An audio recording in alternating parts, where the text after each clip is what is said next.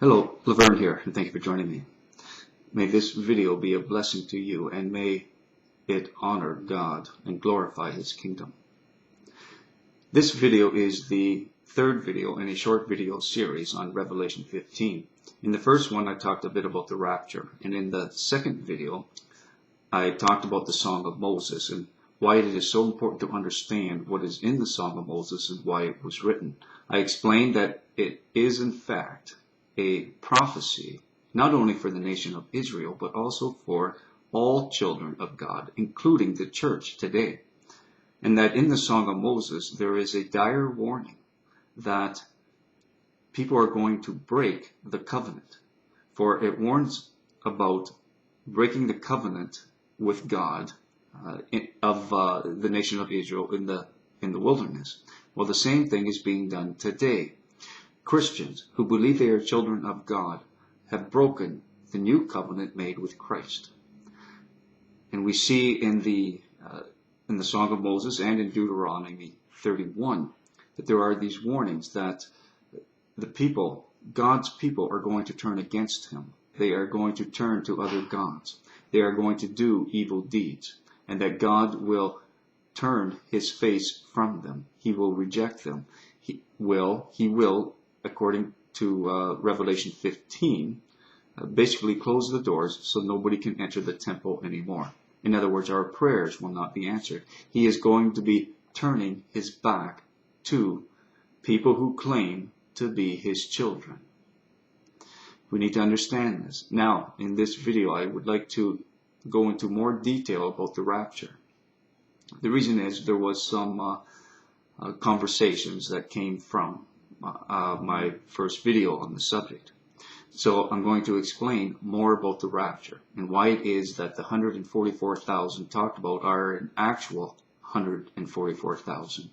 It's not telling us that the whole church, that everyone who believes in Christ are going to be raptured and saved from the time of the great testing. Now, there are 4 chapters that speak on the rapture, even though it does not use the term rapture. The chapters are Revelation 3, Revelation 7, 14, and 15. Now, beginning with Revelation 15, it speaks of people who are standing on the Sea of Glass. They have been given harps, and they are singing 2 songs, the Song of the Lamb and the Song of Moses. It doesn't give us a number or anything, but it does tell us that they had endured the beast, had endured and had overcome the number of the beast. So we know then that they had been part of the tribulation, at least the beginning part of it, but they were spared, or are spared, the last part of the tribulation, where the 7 cups of God's wrath are poured out. Now, when we go to Revelation 14, we see the number of 144,000 given. And we are also told that they are a great choir, that they are singing a song that no one else knows. And we are also told that it sounds like harps. It sounds like they are playing these harps. So this is making the connection between them and the people in Revelation 15. Now in Revelation 7, it also speaks of 144,000 people, 12,000 from each tribe. So what we have, and I'm going to just read a little bit from Revelation 14. No one could learn this song except the 144,000 who had been redeemed from the earth. They have kept themselves as pure as virgins, following the Lamb wherever He goes. They have been purchased from among the people on the earth as a special offering to God and to the Lamb. They have told no lies. They are without blame. So this 144,000 are the same that are talked about in Revelation 7. And it tells us that they are without blame. They've told no lies. They are as virgins. Now, when we go to Revelation 7, it talks about the 144,000 coming from the 12 tribes. Now, what we need to understand is that it also explains, actually I should go back to Revelation 14, that they are men. So if we interpret this as meaning men of Israel, then because of the 12 tribes, then we have to accept the fact that it is only going to be men who are going to be raptured and saved the great time of testing. It talks about men who are as virgins, all coming from the 12 different tribes. But we know that God is not a respecter of persons. We know that God would not just redeem and save men from the great time of testing. Therefore, this is not talking about the nation of Israel as we once knew it, but this is talking about spiritual Israel. And the 144,000 coming from the 12 tribes are all seeds of Abraham.